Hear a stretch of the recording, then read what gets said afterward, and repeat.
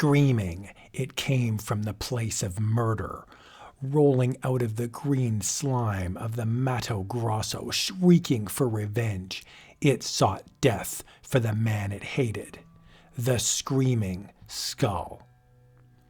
The heart of the Mato Grosso, Brazil's mysterious and impenetrable jungle, as two men reach the goal they have sought for 20 years. Eames, we've found it! We've found it! It really does exist. Look, Vezin, the chest, it is here. Their hearts beating with excitement, they enter the decaying and forgotten temple. Open it, Eames. Perhaps it is not there. It is there. The dead have guarded it well. At last, the god of the green death. Vezin, it must be worth a king's ransom. 20 years of searching, and now it is actually in my hands. We must hurry back to camp before darkness comes, Vezin. Carrying the precious box, the two leave the temple and fight their way back to camp. Stop a moment, Eames. I must rest. All right, but we must hurry. A night in the swamp would be fatal. As they rest, Vezin stares at his partner. Already, the evil of the green god has permeated his soul.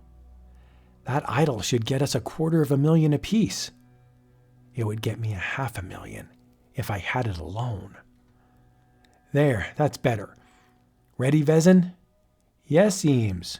Turn around. Vezin, what are you going to do? Kill you. I will share with no one. Goodbye, Eames. You've outlived your usefulness. You murderer! I'll come back and get you. I'll come back. Gloating over his ill-gotten gains, Vezin hurries off, leaving the body of Eames to the mercy of the dread soldier ants. In moments, the corpse is covered by the vicious insects. In less than 6 minutes, only a gleaming skeleton is left of what once was Eames. Back at the camp, the murderous Vezin has already forgotten his partner. In the morning, I'll be flying on my way to the States. I'll live like a king. $500,000. Stay close, my emerald friend. I wouldn't want to lose you now. As Vezin sleeps, a strange thing occurs outside the tent. From out of the jungle rolls a screaming skull, with one tooth missing. Straight into Vezin's tent it rolls, and onto his sleeping form, shrieking for revenge.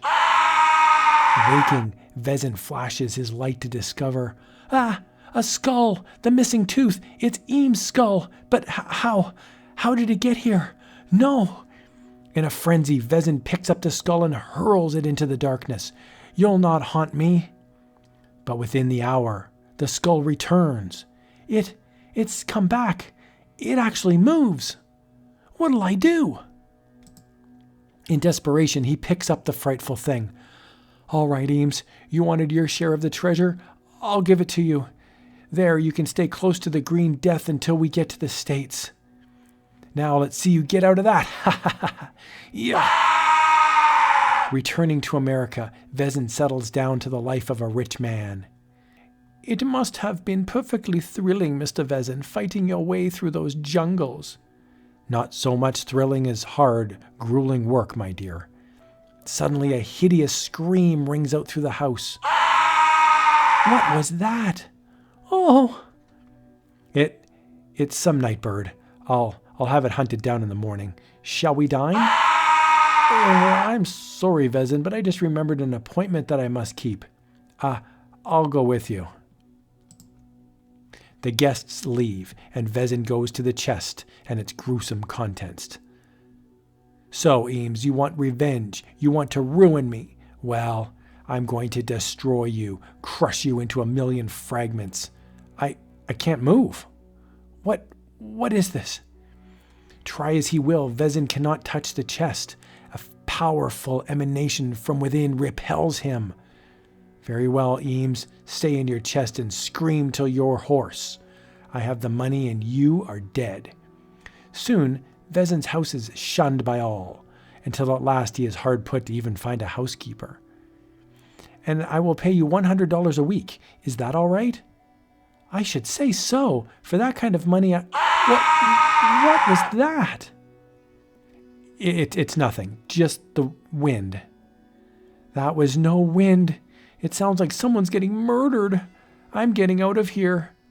I'll do a lot of work for $100, but I won't stay in a haunted house. Another one gone. Why can't I go with them? Why? It's that accursed Eames. Vezin tries to leave the house of horror, but he can't. You have me now, Eames, but I'll destroy you yet. At last, Vezin manages to get a housekeeper who will stay in his house of mystery. Then you will stay? Yes. They say the house is possessed of the devil, but he don't scare me. I couldn't stand being alone another moment. It would drive me mad. Aye, loneliness can do strange things to a person, I know. One night, a week later, it's the haunt. Seems to come from that chest. Why, there's something alive in there. Maybe an animal or something. I'll let it out. Opening the chest brings a horrible surprise. Free from its prison, the screaming skull bumps its way up the stairs, through the hallway and into Vezin's bedroom. Clunk, clunk. Inch by inch it climbs the bedspread by the means of its sharp, pointed, white teeth, and rolls across the bed to seize Vezin's throat in a grip of death. And so they found Vezin the next day, his throat horribly torn and mangled. Near him lay a grinning skull with one tooth missing. The frightful part is that the tooth marks on his throat show that one of the teeth were missing. Yes, missing in the same spot as the one that's missing from the skull. I'm afraid this is one mystery we'll never solve.